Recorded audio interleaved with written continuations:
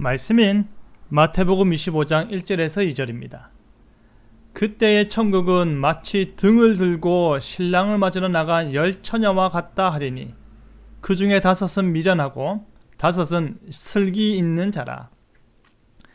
예수님께서 성전을 깨끗게 하신 뒤로부터는 그의 죽음과 더불어 부활을 말씀하셨습니다.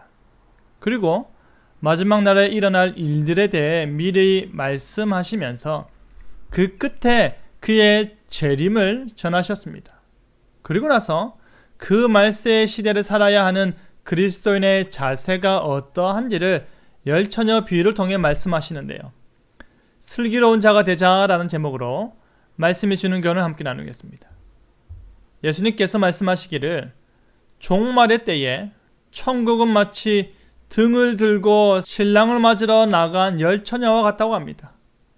다시 오실 예수 그리스도를 기다리는 성도의 모습이 바로 신랑을 기다리는 신부에게 인도하는 처녀와 같다는 것입니다. 신랑과 신부를 만나도록 해야 하는 처녀의 역할은 등불을 들고 기다리는 것입니다. 그 등은 아마도 기다란 막대 끝에 매달려 있는 등잔에 기름을 넣어 사용하는 것으로 보입니다. 이 등불을 들고 있는 자는 신랑과 신부의 만남을 기다리는 준비된 자로 여김을 받는 것입니다. 만약 등불이 없이 있다면 초청받지 못한 사람으로 치부되는 것입니다. 유대인들은 결혼식 때 신랑이 신부를 데리러 신부의 집에 먼저 갑니다. 그리고 그곳에서 준비된 의식을 마친 뒤에 신부를 데리고 신랑의 집으로 돌아옵니다. 그때부터 혼인잔치는 몇 날 며칠 동안 베풀어지는 것입니다. 그런데 지금 신랑이 신부를 데리러 와서 혼인잔치로 데려가기 위해서 먼저 신랑을 맞이해야 할 들러리들의 모습이 두 부류로 대조되어 나타나고 있습니다. 10명의 처녀가 있습니다. 10이라는 숫자가 완전수를 의미하듯이 모든 시대의 모든 신자들을 상징하는 것으로 보입니다. 그중 5은 슬기롭고 나머지 5은 미련하다고 합니다. 슬기롭고 미련한 것의 기준이 무엇입니까? 그들의 준비성입니다. 언제 어디서 올지 모르는 신랑을 맞이하기 위해서 충분한 기름을 준비했느냐 아니냐로 구분되는 것입니다. 미련한 자는 등은 가지고 있으면서 여분의 기름을 준비하지 않은 것입니다. 슬기로운 자는 등과 함께 여분의 기름을 준비한 것입니다. 미련한 자는 처음부터 금방 불타고 말 등잔의 기름 외에 기름을 준비할 생각 자체를 안 한 것입니다. 미련한 자는 형식적인 신앙생활을 하는 자들을 상징하는 것입니다. 신앙생활을 한 것이 아니라 종교생활을 한 것입니다. 신앙생활은 한순간 불타오르고 마는 것이 아니라 계속해서 불타올라야 하는 삶인데 그와 같은 준비성과 지속성이 그들에게는 없는 것입니다.